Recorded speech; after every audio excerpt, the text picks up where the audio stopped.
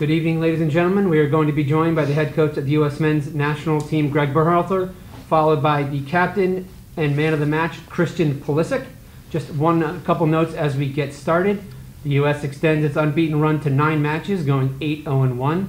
It's our first away victory since October 7th, 2016 at Cuba, and our first away win against a European opponent since June 10th, 2015 against Germany. If you would like to get in the queue to ask a question, please raise your hand now. And we're going to start with Brian Strauss from Sports Illustrated. Thanks, Michael. Congrats on the win in Europe, Greg. Thanks, man. You work hard to build chemistry and get players comfortable with certain spacing and certain movements in a specific formation. How do you know when it's time or why did you know it was time to add this new wrinkle and add some more complexity to a team you've been working with in one way? So I think, two things. The first thing is we knew it was going to be difficult dealing with their first balls. We know they play with 2 strikers, and the one player's tall, really difficult to win the first ball from, so we wanted some protection for second balls. Second thing is, looking at their shape, we felt like we could exploit some spaces with our midfield configuration the way we had it, with basically 4 guys in midfield. And then the other thing is that we think it's important to continue to challenge this group, and it was a good opportunity to do so tonight. We'll go to Paul Tenorio from The Athletic. Thanks, Michael.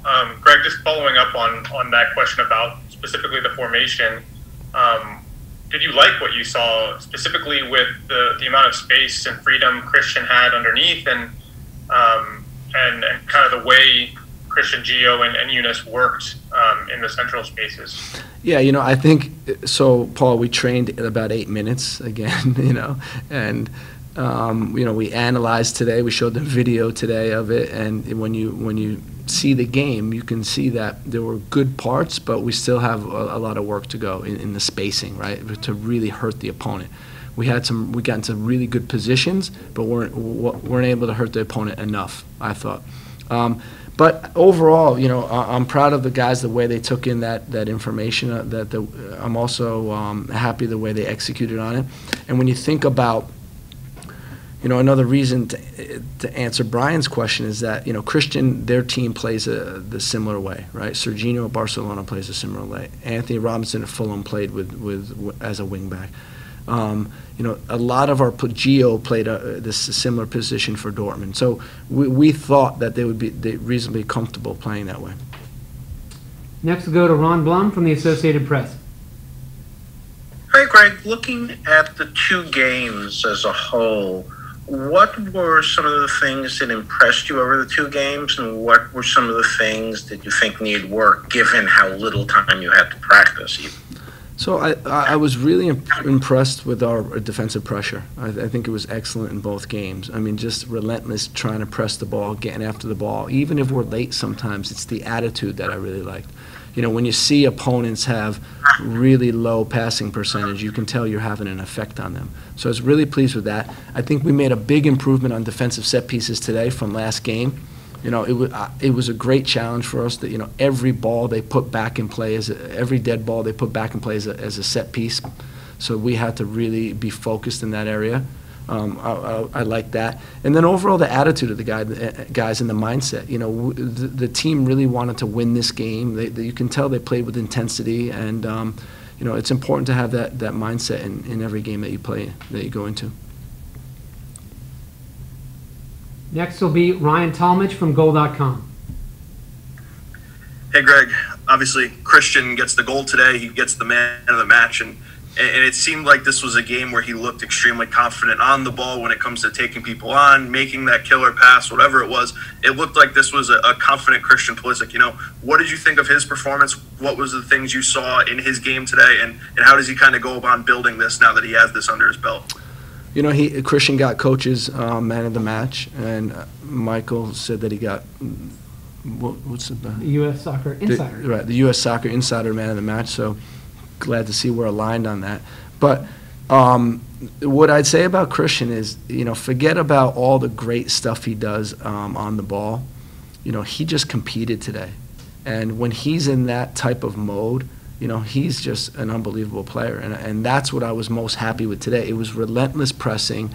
He just kept going and going and going. And then, he's so good on the ball. He can unbalance the team. And, to me, he had an overall really strong performance. Next will be Jeff Carlisle from ESPN FC. Thanks, Michael. Hi, Greg. Apologies if this was ground cover before, but just in terms of how you felt your center backs and your center midfielders operated out of this formation, how do you think they did? And, because it did look at times like one or two passes Northern Ireland was able to kind of threaten your goal. So, how did you think the guys did? Yeah, so you mean one or two passes after a turnover. I think that's what you mean, because they didn't really create much from the run of play in their attacking setup. But I agree with that, and what I'd say is, until you walk on the field, and I don't want to make excuses for the guys, but until you walk on the field, you don't realize what condition the field was in. Really difficult field conditions today. Bumpy, a lot of dirt, soft dirt, so it was difficult, and we lacked a little bit of that, that precision on the ball, and that's why we had some turnovers. And what I like, though, is that the guys still tried, and you see in the second half there's a period where we really came up and took possession of the ball and moved it around nicely. So overall, pleased with the I think the effort to execute the game plan. Next will be Franco Panizo from SBI Soccer. Thanks, Michael. Congrats, Greg, on the Thanks. win. Just wanted to quickly ask you about Daryl Dike. I know the other day you said he's still adjusting and adapting to the tactics and the way that you guys want your number 9 to play. But what did you see from him off the bench today in those 30 minutes or so that he had? And what's the message for him going forward for whether he returns to Orlando City or stays with Burnley the rest of the way? Thanks, Greg. So I think Daryl, along with all of our substitutes today, made a big difference. I think they helped the team, and that's all you can ask. Brian did a great job. Sebastian did a good job. Brendan came in and gave us a lot of energy. Chris Richards won duels. Luca came in to help seal the win. And Daryl was another guy that I felt had a big impact on the game. With his strength, with his movement behind the line, which I think has improved. The only thing I'd be slightly critical of is that he didn't finish the chances that he has, because normally, he needs to score a goal with the chances that he got. But overall, I'm pleased with the Daryl that I saw today and in camp, and I think it's a good sign for Orlando, a good sign for Barnsley, and we're excited to follow him for the rest of the season. Next will be Nicholas Mendela from NBC Sports. Thanks. Greg, I wanted to ask one more thing about Christian. When you and United States fans really don't get to see him for 7 caps because of injuries or other reasons, to see him for the last week assert himself on the game, what you mentioned obviously with the mentality and having the captain's armband, his hunger, his willing to kind of prove it all night. If you just speak to that a little bit more, because it's not necessarily something people talk about with a player who's as creative and skillful with the ball as him, is how hard they work. Yeah, and I think, in my opinion, that's the next level for Christian, is just that type of performance all the time. And, when he does that, the rest speaks for itself. He's such a creative player. He's such a good player. And, I think that, I was really impressed with his performance, really impressed with how he, handled himself today, before the game, during the game and after the game. So overall, I really liked his performance. Next will be Charles Bone from MLSsoccer.com. Hi, Greg. Congrats on the results. My question is about Gio Reyna. He's been given so much responsibility and trust at such an early age, and he's clearly a high ceiling talent. And it seems like there's a lot of reward with him, and maybe a lot more risk maybe than the average player in terms of the stuff he tries, the things he sees. What did you see from him today, and what do you see in his general sort of development at this point? I think there was a piece on MLS Soccer about Gio, right? I'm not sure who wrote it, but I was reading something, and I didn't agree with it, because I think that you have to look at at what this kid's doing at his age, you know, and we have to give him room to grow and improve, and without being, you know, critical when he makes a bad play or has a bad period in his career. I mean, this is completely normal. What you see from him is he's got tremendous upside. He does a lot of great things, you know, on the ball, off the ball. And for him, it's just continuing to develop and continuing to be in environments where he can improve. And when he does that, you know, he'll be a top player. Last question comes from Donald Wine from Stars and Stripes FC. Thank you. Hi, Coach. Congrats on the win. Real Thanks, quickly, I just wanted to ask about Luca de la Torre. He appears in both matches. I thought he played pretty well. And then also Brian Reynolds making his debut. What did you see from those two players specifically today in today's match? Thank you. What's that poster behind you, Dom? Yeah. What's that one?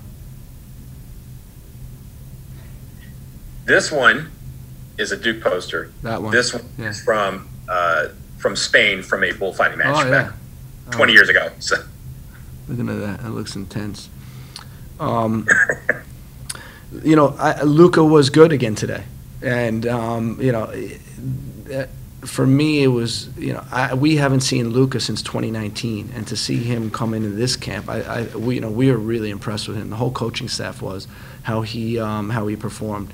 You know, he gives you calm on the ball. He's you know, he competes defensively, he gets in good positions. So overall, you know, I was really pleased with him this entire camp.